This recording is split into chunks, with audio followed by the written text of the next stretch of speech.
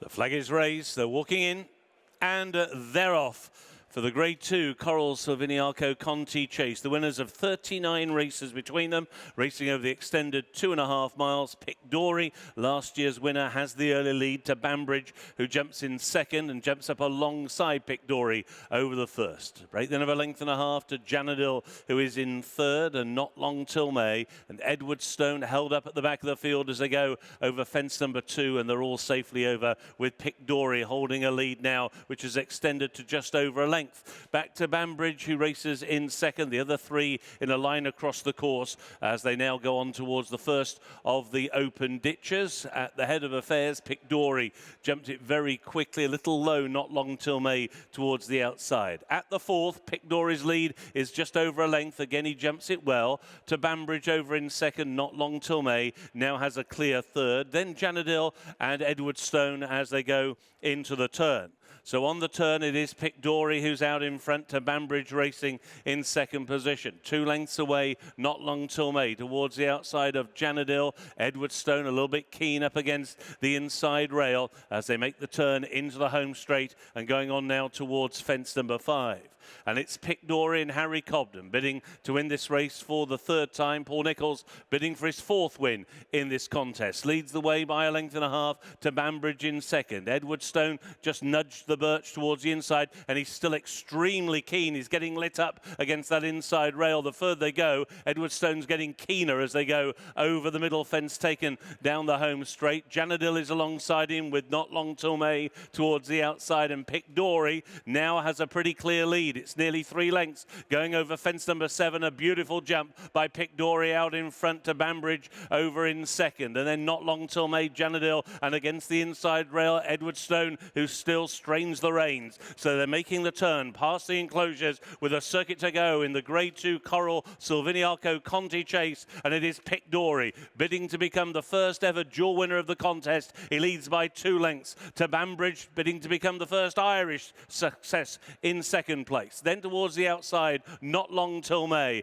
Janidil covered up. Edwardstone still pulling hard against the inside rail, and rider Tom Cannon changes his hands, tries to take one more grip to get Edwardstone to come back under him as they now go over fence number 8. And Pic D'Orhy once again was slick and quick, and he leads them now on towards the 9th, which is another open ditch. It is Pic D'Orhy who comes to it, and he stood a long way off it. He flew over that ditch. His lead was nearly 2 lengths over Banbridge in second, Notlongtillmay, and then Edwardstone, and on his outside is Janidil.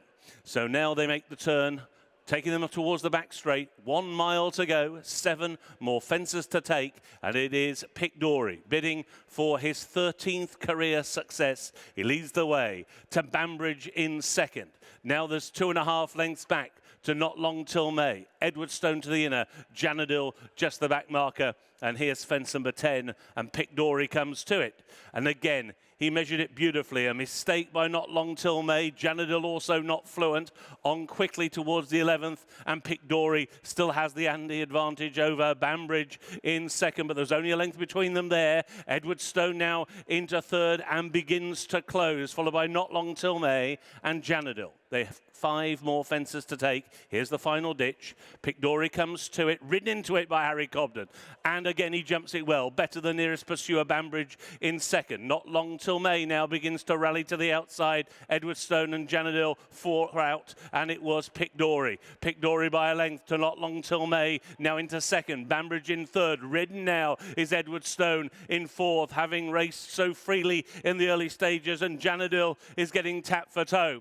They make the turn in the 11th running of the Silviniaco Conti, and it is Pic D'Orhy by a length and a half. Banbridge in second. Edwardstone around the outside. Notlongtillmay hanging on in there, and they've got a break now over Janidil. They race on towards the third from home. Pic D'Orhy has the lead. Banbridge comes alongside. It was Pic D'Orhy to the inside. Banbridge who breasted the fence. Edwardstone 3 lengths away back in third. Banbridge now alongside Pic D'Orhy as they rise at 2 out, and there was little between them. Pic D'Orhy slightly more fluent. Pic D'Orhy over on the far side, just the leader. Banbridge coming back for more once again. They duel inside the final furlong, down now towards the 16th and final fence, which they take together. Banbridge emerges with the lead. He was more fluent than in second Pic D'Orhy. A fall at the last, Notlongtillmay, and it will be Banbridge. Banbridge becomes the first Irish winner of the Coral Silviniaco Conti. It was Banbridge and JJ Slevin who beat Pic D'Orhy in second, Janidil in third, Edwardstone in fourth.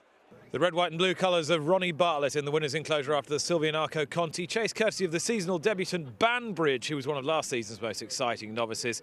And who knows, the sky could be the limit now, Ronnie. What a likeable horse he is. What were you expecting coming here today? Listen, we were always looking for good ground for him, and we got it today. And maybe a wee bit rusty at times, but no, we're very happy. We put up a solid performance. He made a few mistakes, but he's been off the track for a long time, so it's pretty exciting. You have owned some very, very high calibre horses, but you know better than anyone that they're not always guaranteed to deliver at a high level. This horse, by contrast, he seems to have a wonderful attitude.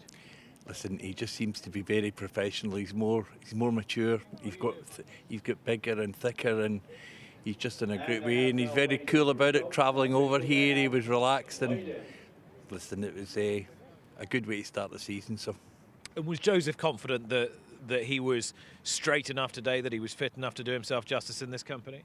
We've had him bubbling for a long time, and there have been races that we've been going for, and the ground wasn't the way we wanted it. But no, he said there's a bit of improvement to go, so we're happy with that. Of course, last year he had to miss Cheltenham at the 11th hour. He was a strong fancy for a race in which he'd have had an excellent chance. He made amends at Aintree. Are you pretty clear in your mind that it'll be the Ryanair Chase for him as the main aim? It'd be nice to take Michael's money, wouldn't it? Nah, listen, we'll wait and see what the ground's like. He's a spring horse, so we'll watch him accordingly. So it's if the ground is nice at Cheltenham, he'll go to Cheltenham. And that's the race he'd go for. And that's what we're going for. Yeah, okay. And your colours have been carried to great distinction in the last couple of weeks, most notably by this horse and also by Ballyburn, who looks a very exciting prospect. I remember you talking to me about him at the end of last season, and I can see the smile playing across your lips again now. Listen, he ran first day, we could beat first day. He was maybe just wasn't 100% right, but at Leopardstown the next day he was fine. So, fingers crossed. We're not there yet. We're not there yet. We'll enjoy it as it comes. And of course, you won that race a few years ago with the great Simon Sigg. Wonderful memories. Listen, you've got to remember those days as well, isn't it? It certainly is. It was lovely to remember him, and great to see this horse in the winner's enclosure. Ronnie, always good to see you. Nick, thanks very much. Thanks so much. All the best to you. Watch live racing now on racingtv.com.